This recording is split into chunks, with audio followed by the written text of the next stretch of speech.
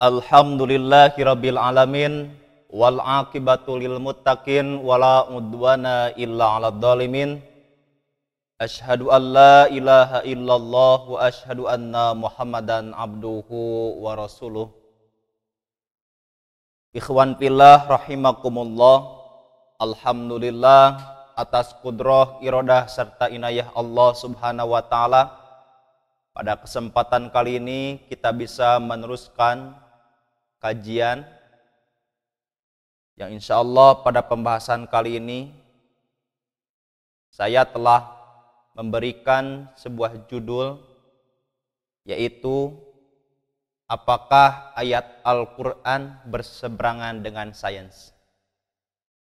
Ikhwan fillah rahimakumullah, Al-Quran turun sebagai jawaban bahwa Al-Quran adalah sholih lil makan wal zaman, atau bahasa yang sering kita terjemahkan yaitu Islam up to date, tidak pernah habis akan ruang dan waktu, baik dalam pembahasannya, keberlakuannya, ataupun dari segi yang lainnya. Maka Islam mewarnai dengan adanya Al-Quran. Ikhwan fillah rahimakumullah, ada salah satu ayat Quran surat Al-Ankabut ayat 41. Ini seringkali dilemahkan oleh orang-orang sekuler, bahwa kelemahan Al-Quran terdapat salah satunya pada ayat ini. Baik itu dari segi gaya bahasa atau susunan kalimatnya, maupun fakta dalam penelitian. Oleh karena itu, dalam pembahasan ini beberapa referensi yang saya ambil, baik dari tafsir ataupun dari jurnal internasional yang memang mendukung dalam pembahasan kali ini. Ikhwan fillah rahimakumullah, Allah Subhanahu wa taala berfirman dalam Quran surat Al-Ankabut ayat 41, A'udzubillahi minasyaitonir rajim. Matsalul ladzina takhadu min dunillahi auliya'a kamatsalil ankabut. Ittakhadat baitan wa inna ahwanal buyut la baitul ankabut law kanu ya'lamun. Matsalul ladzina takhadu, perumpamaan orang-orang yang mengambil min dunillahi, perlindungan selain Allah, kamatsalil ankabut, seperti laba-laba. Ittakhadat baitan, yang membuat rumah. Wa inna auhanal buyut, dan rumah yang paling lemah, la baitul ankabut, adalah rumah laba-laba, laukanu ya'lamun, kalau mereka mengetahui. Ikhwan fillah rahimakumullah, dalam ayat ini kita akan membagi pembahasan. Pertama, pembahasan dalam segi uslub. Ini termasuk pada gaya bahasa atau style dalam Al-Quran, termasuk pada gaya bahasa simil, atau seringkali orang menyebut simile, silahkan. Simil, ada gaya bahasa perbandingan atau perumpamaan. Allah mengumpamakan orang yang menjadikan perlindungan selain Allah, Allah ibaratkan seperti laba-laba yang membuat rumah. Bahkan dalam ayat ini ditegaskan, rumah yang paling lemah adalah rumah Al-Ankabut, rumah laba-laba.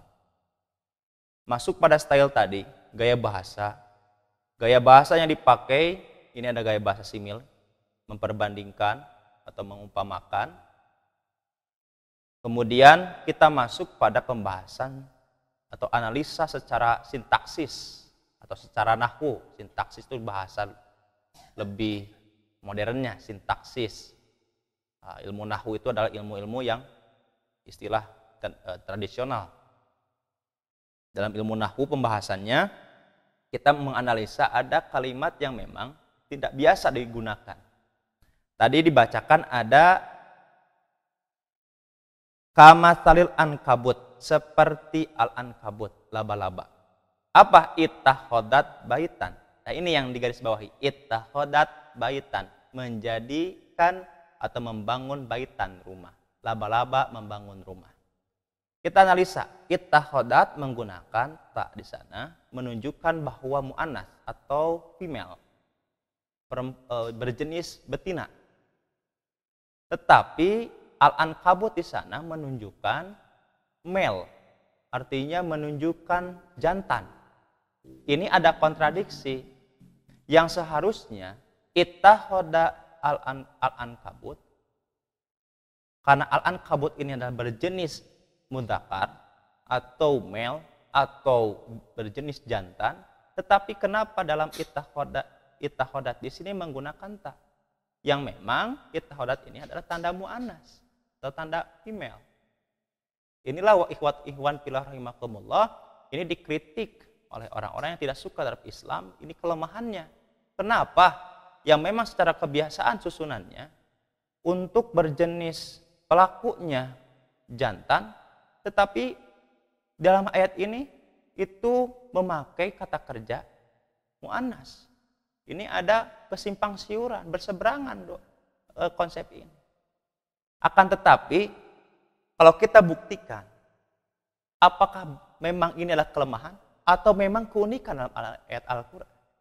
Ternyata kalau kita merujuk pada artikel atau jurnal internasional, ini karya Bertrand Kraft dan Lowry di dalam jurnalnya The Role of Silk in the Behavior and Society of Spiders.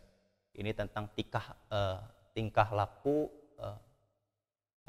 laba-laba, yang memang di sini diungkapkan bahwa spiders are the most famous product of silk.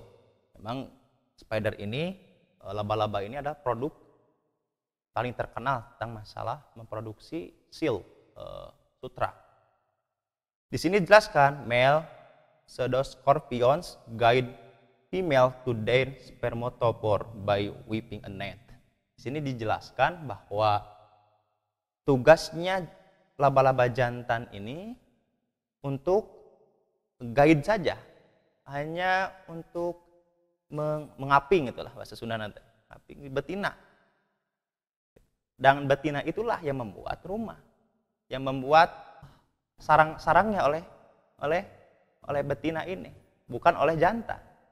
Di sinilah keunikan bahwa kenapa dalam ayat ini menggunakan muannas dalam kata kerjanya, padahal al-ankabut itu adalah mudzakkar. Inilah hikmahnya, bahwa ternyata ittakhodat di sini laba-laba betina, betul.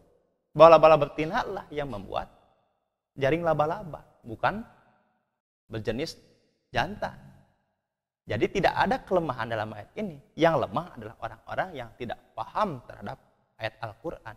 Kalau kita analisa bahwa benar, ternyata di sini ayat Al-Quran bukan menjadi kelemahan, tetapi menjadi keunikan dan menjadi sumber bahwa dalam ilmu pengetahuan pun dibuktikan ayat Al-Quran bahwa benar yang membangun rumah bukanlah yang jantan, tetapi yang membangun rumah adalah yang betina. Ikhwan fillah rahimakumullah, itu yang pertama dari segi gaya bahasa. Kemudian lanjut yang kedua. Di sini ayat menggunakan wa inna ahwanal buyut. Allah menegaskan bahwa rumah yang paling lemah adalah labaitul ankabut, rumahnya laba-laba. Ini menjadi bahan pemikiran bagi kita. Apakah betul Allah sendiri yang membuat laba-laba, tapi Allah mengungkapkan bahwa laba-laba itu adalah lemah dalam membuat rumah. Kalau kita berpikir betul, karena apa? Secara material terlihat kalau kita melewat itu mudah untuk dihancurkan. Kalau kita berpikir sendiri, berpikir memposisikan diri manusia kepada laba-laba, jelas. Tetapi bagi laba-laba itu sumber kekuatan. Di dalam jurnal ini diungkapkan ada beberapa kelebihan di dalam jaring laba-laba ini. Ini yang pertama, silk can act as a means of protection against environment stress. Bahwa yang pertama ini, kelebihan dari laba-laba adalah sutra dapat bertindak sebagai alat pelindung terhadap tekanan lingkungan. Jadi ternyata yang dibuat oleh laba-laba ini adalah sebagai alat pelindung bagi laba-labanya. Jadi tak tahu atas tekanan lingkungannya. Ini yang pertama. Yang kedua, a snare for prey. Ada sarang yang dibuat oleh laba-laba ini sebagai perangkap bagi mangsa. Tuh. Ini yang kedua. Yang ketiga ada a means of locomotion. Alat gerak. Yang keempat, and also a support for chemical signal. Yang keempat adalah sebagai dukungan untuk sinyal kimia.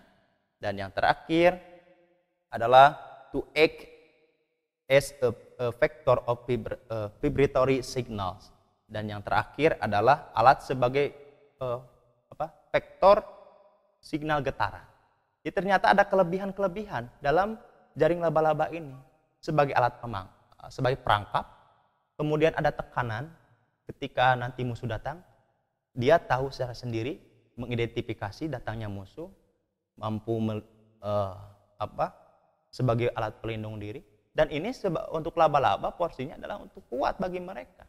Jadi memposisikan kita, jangan kita memposisikan kepada laba-laba, tetapi bagi laba-laba itu kekuatan. Kalau kita seperti itu berpikirnya, kalau gajah masuk ke rumah orang, tentu bagi gajah rumah orang manusia itu lemah. Karena apa? Mudah dirusak. Jadi pikirannya seperti itu.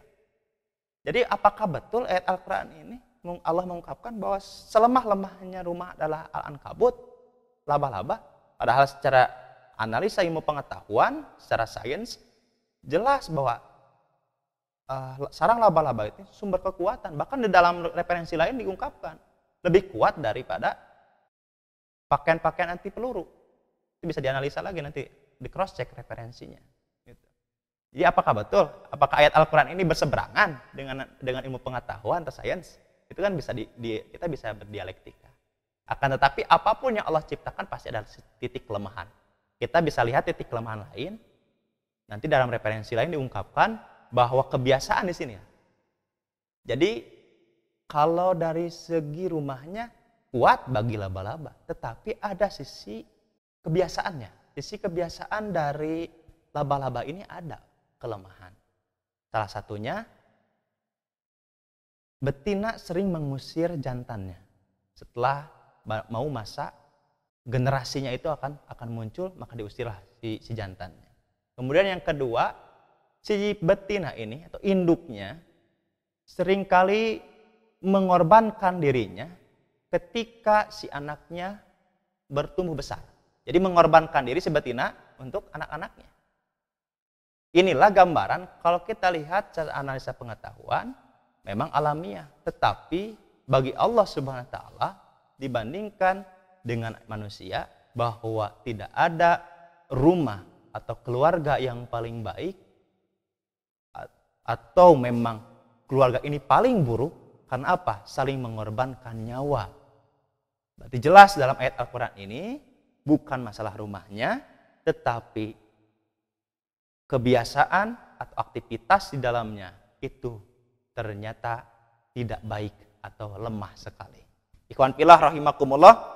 Jadi sudah jelas bahwa dalam pembahasan ini kita bahas tadi yang pertama untuk masalah uslub atau gaya bahasa.